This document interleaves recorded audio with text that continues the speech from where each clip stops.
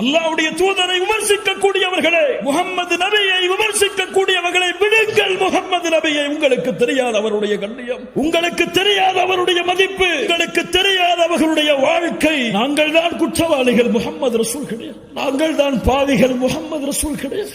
அந்த நபியுடைய வாழ்க்கையை உங்களிடத்திலே கொண்டு வந்து சேர்த்து அந்த முகம்மது நபியின் கண்ணியத்தை உங்களுடைய உள்ளத்திலே பதிய வைக்காமல் இருப்பதற்கு நாங்கள் தான் குற்றவாளி. முகம்மது நபியை குற்றவாளி என்று சொல்லாதீர்கள், முகம்மது நபியை விமர்சிக்காதீர்கள், விடுங்கள்.